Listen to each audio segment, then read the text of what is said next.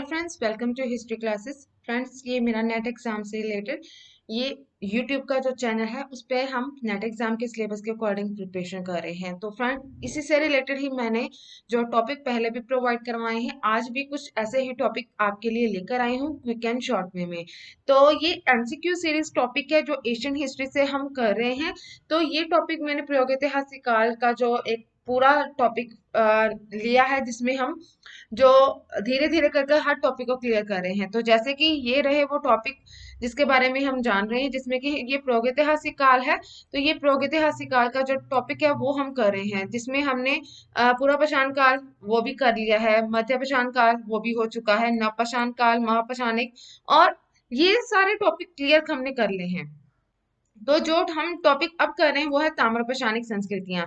तो ये टॉपिक में जैसे कि आ जाता है जौरव संस्कृति, आ जाती है दैमाबाद है, फिर उस जो गणेश्वर जोधपुर संस्कृति आ जाती है, आहट संस्कृति है, फिर मालवा संस्कृति। तो ये संस्कृतियों के बारे में जान रहे हैं। तो जौरव संस्कृति हमारी चल रही है, उसमें हमने दैमाबाद और जौरवे इनको क्लियर किया है। अब आज हम जो टॉपिक करेंगे उस जौरव संस्कृति से रिलेटेड ये है, तो वो है इनाम गांव।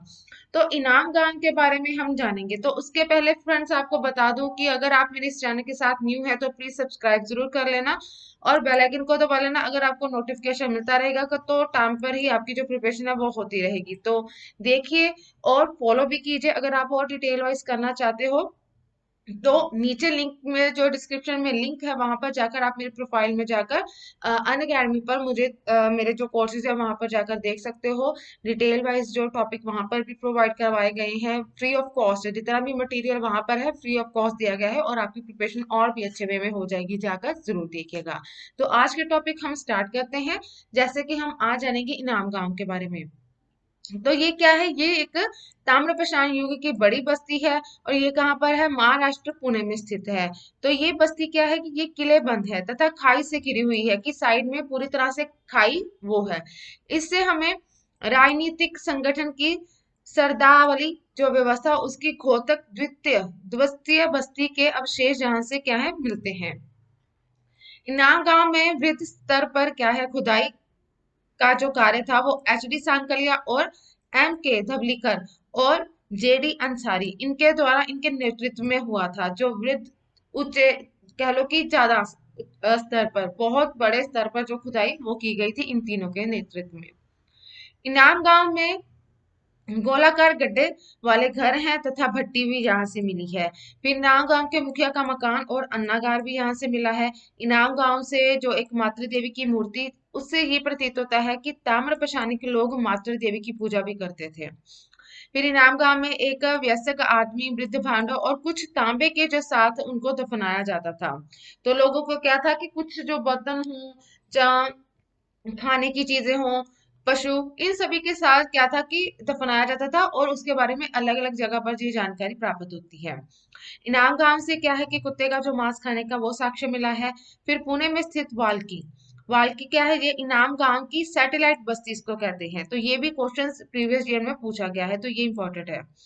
तो सैटेलाइट बस्ती किसको कहते हैं, इनाम गांव की वाल्की को, जो पुणे में स्थित है। तो वाल्की से प्राप्त साक्ष्य से जो लगता है कि हड्डी से बने फालों और बीज डालने वाले जो बर्मों का भी उपयोग वहां पर किया जाता था। तो ये था इनाम गांव के बारे में, क्या क्या चीजें वहां पर इंपॉर्टेंट थी। आगे हम चलेंगे तो जानेंगे निवासा के बारे में। तो ये अहमदनगर जो महाराष्ट्र में स्थित निवासा की खोज एम एन देश पांडे ने की तथा उत्खनन जो था वो एच डी सांकलिया के द्वारा किया गया था। तो यहाँ ये क्या है कि परवरा नदी के स्थान पर स्थित निवासा में पर्सन एवं मोटे रेशम के जो धागे हैं उसका जो साक्ष्य है वो मिला है। निवासा में पत्थर के कुठारों, उनका जो कारखाना था, पक्की मिट्टी की निर्मित मातृ देवी की जो मूर्तिकाएं वो वहां से प्राप्त हुई हैं। फिर आगे आ जाता है चंदोली। चंदोली भी ये कहाँ पर, ये भी पुणे महाराष्ट्र में है। चंदोली से तांबे की छैनियां, मछली पकड़ने का जो तांबे का कांटा आदि वो मिले, क्योंकि ताम्रपाषाणिक संस्कृति से रिलेटेड ये संस्कृतियां हैं तो ज्यादातर चीजें तांबे से ही निर्मित मिली हैं। तिथि क्रम के अनुसार भारत में जो ताम्रपाषाणी बस्तियों की अनेक श्रृंखलाएं, कुछ पाकर हड़प्पीय, कुछ हड़प्पा संस्कृति के समकालीन है तथा कुछ हड़प्पोत्तर काल की मानी गई हैं। फिर आगे आ जाता है कुछ विविध और जो अन्य संस्कृतियां आ जाती हैं, तो इसमें नाल संस्कृति बहुत ही इंपॉर्टेंट मानी गई है। नाल, तो इसके बारे में जानते हैं। तो ये नाल संस्कृति जो है ये 1925 में एच हारग्रीव्स ने कलात, कहाँ पर है, बलोचिस्तान पाकिस्तान, वहां पर उसको खोजा था। और उत्खनन कार्य जो किया गया था वो 1929 में, 25 में खोजा गया था लेकिन 1929 में इसकी क्या थी, इसका उत्खनन करवाया गया था। यहाँ से, यहाँ के घर एक स्थानीय नदी के वहां से प्राप्त गोल पत्थरों व निकटवर्ती पहाड़ियों से काटे गए विशाल शिलाखंडों से बनाए जाते थे। यहाँ की एक छोटी सी जो कक्षिका में जो किनारों पर कच्ची ईंटें जोड़कर बनाई गई थी, शिशु की जो शवाधि वो वहां से प्राप्त हुई है। फिर फेयर सर्विस के अनुसार नाल की बस्तियां जहां जल संग्रह और संरक्षण की एक कारागार प्रणाली का अनुसरण ये करती वहां से प्राप्त हुई है। उसके बाद आ जाता है कुल्ली संस्कृति, ये इतनी इंपॉर्टेंट, जस्ट रीड कर लेना इसको। तो ये कहाँ पर है, ये भी पाकिस्तान दक्षिण बलोचिस्तान में है। प्रागैतिहासिक संस्कृति मानी गई है। इस संस्कृति का जो नामकरण था वो ऑरल स्टेइन द्वारा खोजे गए एक पुरातात्विक स्थल के नाम पर किया गया। ये संस्कृति जो है ये कुल्ली, मेही, नदोवारी, न्यायबूथी, एडिचर आदि इनके जो कहते हैं उद्घाटित हुई है वहां से। कुल्ली में अनेक कमरों वाले पत्थर के घर, प्रस्तर के दो विशाल पिसाई सील और काले पत्थर के मनके जो है वो वहां से प्राप्त हुए हैं। मेही से शवादा के जो साक्ष्य वो मिले हैं। और निदोवारी से बस्ती के बीच क्या है, सीढ़ीदार घर, जो सीढ़ीदार बने नुमा घर होते हैं ना, उनका समूह मिला है। जहां से माता देवी की मूर्तिकाएं एवं दो सैंधव मोहरे जो है, जो सैंधव सभ्यता उनकी जो मोहरे वो भी यहाँ से प्राप्त हुई हैं। एडिस शहर से सीढ़ीदार चबूतरे की पूरी श्रृंखला वो भी यहाँ से देखने को मिलती है। उसके बाद आ जाता है सोथी संस्कृति। इसी से भी प्रीवियस ईयर में क्वेश्चंस पूछे गए हैं, ये भी इंपॉर्टेंट है। नाल संस्कृति और सोथी संस्कृति ये दोनों बहुत ही इंपॉर्टेंट मानी गई हैं, इनसे क्वेश्चंस प्रीवियस ईयर में पूछे गए, तो ये जरूर पढ़िएगा। तो सोथी संस्कृति क्या है कि इसका जो उत्खनन है वो 1952-53 में आमलानंद घोष के द्वारा इनके नेतृत्व में राजस्थान में घग्गर हाकड़ा जो क्षेत्र है वहां पर विशेषकर बीकानेर में हुआ था। तो आमलानंद घोष जो थे उन्होंने सोथी संस्कृति के साक्ष्यों को सिंधु घाटी सभ्यता से समानता देखते हैं और घोष ने ही इसे सैन्य सभ्यता का ऊपरी स्तर भी बताया है, ऊपरी भाग। फिर डीपी अग्रवाल आ जाते हैं ओलचंद, ये भी मानते हैं कि सोथी संस्कृति जो है ये सिंधु घाटी सभ्यता से पूर्व की अलग संस्कृति नहीं है, वह सिंधु सभ्यता का ही एक प्रारंभिक रूप माना गया है सोथी संस्कृति को। हिसार जो हरियाणा में स्थित सिसवाल एक गांव ताम्र प्रशासनिक स्थल है और सोथी और सिसवाल संस्कृति संयुक्त रूप में सोथी सिसवाल संस्कृति भी कहलाती है। तो कहाँ पर है, जो हिसार सिसवाल जो है हरियाणा में है, तो इसको सोथी सिसवाल संस्कृति भी कहते हैं। उसके बाद आ जाते हैं कुछ अन्य तथ्य जैसे कि माने गए हैं, तो वो भी एक बार जान लेते हैं जो इम्पोर्टेंट है। तो कुछ अन्य तथ्य जैसे जिसमें बताया गया कि पाका हड़प्पा संस्कृति के अंतर्गत राजस्थान के कालीबंगा और हरियाणा और बनावली में ताम्रपशानिक है और सिंधु घाटी में कोट दीजी भी ताम्रपशानिक अवस्था है। तो ताम्रपशानिक के बारे में बताया गया है कि कहाँ कहाँ से वो कौन से स्थल जो रिलेट करते हैं। ताम्रपाषाण काल में चाक पर जो बने हुए काले और लाल मृद बाण सर्वाधिक प्रचलित है और हड़प्पा में कौन से थे, गिरवे मृद बाण, ये ध्यान में रखिएगा। फिर आ जाता है चित्रित मृद बाणों का प्रयोग सबसे पहले ताम्रपाषाण काल में हुआ। ताम्रपाषाण काल में पक्की ईंटों का प्रयोग नहीं करते थे और इस काल में लोग वस्त्र बनाना, मूर्तियां बनाना, तांबे और जार बनाना और मृद बाण जैसे जो कलाओं में निपुण हो गए थे। फिर ताम्रपाषाण काल के लोग जो थे वो लेखन कला में अनभिज्ञ थे।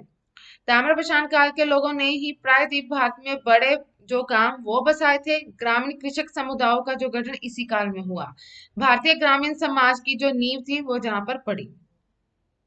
आगे आ जाता है कि यहाँ पर लोग पशुपालन मांस के लिए करते थे, ना कि दूध के लिए करते थे। कि जहाँ जो ताम्रपाषाण काल के लोग थे वो मांस खाते थे, जहाँ ना कि जो पशु होते थे उनका दूध का ज्यादातर प्रयोग किया जाता था। तो पशुओं का पूरी तरह से फायदा नहीं लोग वहां पर उठा पाए थे, इसलिए गाय, भैंस, बकरी, भेड़, सुअर आदि वहां पर पालते थे और ऊंट के भी अवशेष यहाँ से प्राप्त हुए हैं। लोहे के औजार के अभाव में ताम्रपाषाण काल के लोग विकसित एवं संगत कृषि नहीं कर सकते थे। भोजन और पोषण की कमी से उन्होंने वहां पर क्या थी कि बाल मृत्यु दर अधिक थी, क्योंकि पोषण की कमी होने के कारण जो मृत्यु दर वो अधिक मानी गई थी। ताम्रप्रशान बस्तियां के लुप्त होने का कारण क्या था? वर्षा की कमी थी। तो ये कुछ विविध तथ्य थे जिसके बारे में हमने जाना है। आगे हम जानेंगे जो मृत्यु संस्कृतियां आ जाती हैं उसके बारे में। तो ये सबसे इम्पोर्टेंट चीजें हैं, यहाँ से कई बार क्वेश्चंस प्रीवियस ईयर में आए, तो ये मोस्ट इम्पोर्टेंट है। तो क्या है कि मृदु भांडों में पुरातत्व की वर्णमाला कहा गया है, जो मृदु भांड होते हैं, तो उनसे ही हमें जो कालक्रम के बारे में, उनकी संस्कृति के बारे में जो जानने का ज्यादातर मौका मिलता है, कहाँ से? मृदु भांडों से ही। तो फिल्सन प्रेटरी नामक जो पुरातत्ववेत्ता थे, उन्होंने सबसे पहले विभिन्न काल के जो निर्मित मृदु भांड थे, विशिष्ट प्रकार के, उनके महत्व को उन्होंने बताया कि मृदु भांड क्यों जरूरी है। तो उनके आधार पर ही, कि अलग अलग काल में जो नृत्य भांड मिलते हैं, उनके आधार पर ही उनके काल के बारे में, उनकी संस्कृति के बारे में, उनका पूरा क्रम जो तैयार किया जाता है। तो पहले आ जाते हैं गौरिक मृत भांड, जो क्या थे? ऑर्च कलर्ड पॉटरी। तो इसकी जो खोज थी, ये पहली बार 1949-50 में बीबी लाल ने गंगा घाटी में बिसोली, कहाँ पर है? बदायूं में, और राजपुर परसू बिजनौर में की थी। हस्तिनापुर के उत्खनन से इसका जो नाम था, नामकरण पड़ा, जो पड़ा था, वो था ओसीपी। ताम्रप्रशान काल हड़प्पा काल से संबंधित है, और ओसीपी ताम्रप्रशान काल का विशिष्ट मृत्यु भांड थे। लेकिन ताम्रप्रशान काल में सर्वाधिक प्रचलित कौन से थे? काले और लाल। तो इनको कृष्ण लोहित वो भी कहते थे। तो फिर आगे आ जाता है कि कौरिक मृत्यु भांड परिपक्व हड़प्पा संस्कृति और उत्तर हड़प्पा संस्कृति के समय के माने जाते थे। राजस्थान में गौरिक मृत्यु भांड नूह और जोधपुर से प्राप्त हुए हैं। फिर बुलंदशहर में लाल किला नामक स्थान जो था, ओसीपी का सबसे बड़ा उत्खनन स्थल माना गया है। आगे आ जाता है सेकंड नंबर पर कृष्ण, जिनको लाल काला मृत्यु भांड वो कहते हैं। सर्वप्रथम 1960 के दशक में अतरंजी खेड़ा, कहाँ पर है? उत्तर प्रदेश में। वहां पर जब उत्खनन करवाया गया तो इस संस्कृति का पता चला, और अथर्ववेद में इसके बारे में कृष्ण लोहित कहा गया है। तो किस नाम से है? कृष्ण लोहित के नाम से जाना जाता है। तो प्रागैतिहासिक काल का कहा गया है, और प्रागैतिहासिक काल हड़प्पा और महापाषाण काल में प्रचलित था, लेकिन ऋग्वैदिक काल में, काल का जो प्रतिनिधि मृत्यु भांड था, वो आर्य का मृत्यु भांड वो कहा गया है। BRW जो थे, ये वास्तविक गौरिक मृत्यु भांड है, और PGW के बीच का मृत्यु भांड इसको माना गया है। गौरिक मृत्यु भांड और PGW के बीच के ये माने गए हैं, ये सेकंड आ जाते हैं, तो इसलिए इसको BRW कहा गया है। BRW जो है, ये हड़प्पा काल में पाया जाता था, लेकिन पूर्ण हड़प्पा संस्कृति का मृत्यु भांड ये नहीं माना जाता है। लेकिन हड़प्पा संस्कृति के मृत्यु भांड मुख्य लाल और गुलाबी थे, जिन पर काले रंग की जो कृतियां थी, वो उन पर अंकन था, उनका काले रंग की कृतियों का अंकन वहां पर मिलता था। फिर आ जाता है कि BRW को उल्टाकर तपाने की विधि उल्टी तपाई विधि भी कहते थे, तो इसको इजिप्शियन तकनीक भी कहते हैं। इसके बारे में भी क्वेश्चंस प्रीवियस ईयर में आए, ये भी इंपॉर्टेंट है। इतिहासकार रामचरण शर्मा के अनुसार अथर्ववेद और पंचविश ब्राह्मण में उल्लेखित वाद्य के काले एवं लाल मृत्यु भांड संस्कृति से संबंधित थे। मध्य भारत में काले और लाल मृत्यु भांड का जो काल था, वो 1500 से 500 ईसा पूर्व तक का माना गया, और गुजरात क्षेत्र में 200 से 1500, और दक्षिण भारत में 1000 से 100 ईसा पूर्व तक का था। और थर्ड में क्या आ जाता है? ये चित्रित धूसर मृत्यु भांड, जिसको कहते हैं PGW, प्रिंटेड ग्रेवियर। तो इसकी जो सर्वप्रथम खोज बीबी लाल और उन्होंने अक्षित्रपुर में की थी, और इसकी पूर्ण जानकारी हस्तिनापुर में 1954-53 के उत्खनन से मिलती है। हस्तिनापुर गंगा और जमुना में स्थित एकमात्र चित्रित धूसर संस्कृति का स्थल है, जहां से लोह उपकरण प्राप्त नहीं हुए। अन्य सभी स्थलों से क्या है कि ताम्र उपकरणों के साथ साथ लोहे के जो उपकरण वो भी यहाँ से प्राप्त हुए हैं। तो PGW उत्तर वैदिक काल का एवं महाभारत कालीन का माना गया है। तो PGW का सर्वप्रथम प्रयोग ताम्रप्रशांत संस्कृति के लोगों ने किया था। तो लोह संस्कृति में भी PGW का जो प्रयोग है, प्रिंटेड ग्रेवियर जो मृत भांड होते हैं, उनका ज्यादातर प्रयोग मिलता है। जखेड़ा उत्तर प्रदेश में PGW में मध्य प्रतिभांड और लोह उपकरण ये प्राप्त हुए हैं। तो सबसे बड़ा जो लोह जो उपकरणों का जो पुंज ज्यादातर मिला है, जो सबसे बड़ा जखेड़ा कहते हैं जिसको, वो अतरंजी खेड़ा से प्राप्त हुआ है।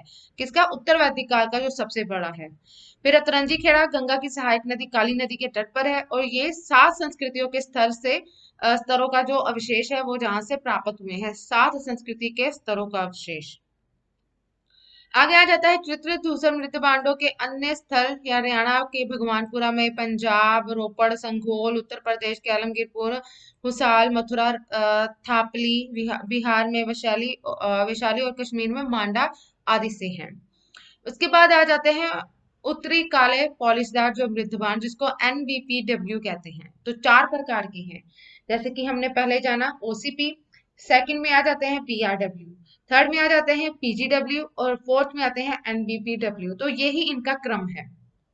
तो ऐसे ही चलेंगे, गौरिक मृदभान, लाल और काले मृदभान, फिर आ जाते हैं धूसर मृदभान और लास्ट में आ जाते हैं उत्तरी काले पॉलिशदार मृदभान NBPW। तो ये द्वितीय नगरीकरण के संबंधित जो मृदभांड है और इनका जो काल बताया गया है वो 600 से 300 तक का है, और महाजनपद काल और बुद्ध काल और मौर्य काल से 3 काल से संबंधित माने गए हैं ये। तो अनिवार्य रूप से लोहे से जुड़ी हुई थी, जो आगे चलकर द्वितीय नगरीकरण में परिवर्तित हो गई। फिर NBPW सबसे पहले तक्षशिला से प्राप्त हुए थे। फिर मृद भांडों का व्यापार भी होता था। इनका जो केंद्र क्या था, कौशाम्बी, और उत्खनन GR शर्मा के द्वारा हुआ था। आहत सिक्कों की भी प्राप्ति NBPW स्थलों से ही होती है। फिर गंगा घाटी के क्षेत्र में घेरदार कुएं, पक्की ईंटों का प्रयोग, लोहे का प्रयोग, उत्तरकाली पॉलिशदार जो मृद भांड संस्कृति, ये इनकी विशेषता थी। NBPW भी सभी मृद भांडों के सर्वश्रेष्ठ मृद भांड है। और लास्ट में आ जाते हैं लाल पॉलिशदार मृद भांड। तो ये इतने इंपॉर्टेंट नहीं है। ये कहाँ से है, ये मौर्योत्तर और गुप्त काल से संबंधित ये मृद भांड माने गए हैं, जो आगे चलकर ज्यादातर प्रसिद्ध हुए हैं। तो फ्रेंड्स, यही थे आज के कुछ टॉपिक, जिसमें हमने मृद भांडिक संस्कृतियों के बारे में जाना, और ताम्रप्रशानी संस्कृति में जो जोरवे संस्कृति, फिर कह लो कि जोधपुर संस्कृति, कायस्था, तो ये हमने जो संस्कृतियों के बारे में जाना था। अगर फ्रेंड्स आप और भी अच्छे से अगर इन टॉपिक को देखना चाहते हो तो पिछली वीडियोस भी जरूर देखिएगा, इससे रिलेटेड जो वीडियोस हैं वो, अगर वो आप वीडियो देखोगे, सही क्रम में चलोगे, तो तभी ही आपको जो सही सभी टॉपिक हैं वो क्लियरली समझ आएंगे, क्योंकि हर जो वीडियो वो एक दूसरे से जुड़ी हुई है। तो जाकर पहले से स्टार्ट कर कर लास्ट में देखिएगा। तो प्रिपरेशन आप अच्छे वे में कीजिएगा। अगर वीडियोस अच्छे लगे तो लाइक कीजिए, कमेंट कर जरूर बताइए। डिटेल वाइज देखना चाहते हो तो नीचे जो डिस्क्रिप्शन में लिंक दिया है वहां पर जाकर आप देख सकते हो। अनअकैडमी पर वहां पर मेरे कोर्सेज अवेलेबल हैं, फ्री ऑफ कॉस्ट दिए गए हैं। प्रिपरेशन बहुत ही अच्छे वे में हो जाएगी, फ्री ऑफ कॉस्ट है। तो बहुत ही मटेरियल वहां पर है, विद MCQ सीरीज भी अवेलेबल है, जाकर देखिएगा। वहां पर भी जो न्यू चीजें आपको वहां पर देखने को मिलेंगी। अगर अच्छे लगे तो वहां पर भी फॉलो कीजिए, और यहाँ पर भी मेरे चैनल को सब्सक्राइब जरूर कर लेना। कमेंट करके जरूर बताइएगा कि क्लासेस कैसे लग रहे हैं आपको। और वीडियो देखने के लिए आप सभी का थैंक यू।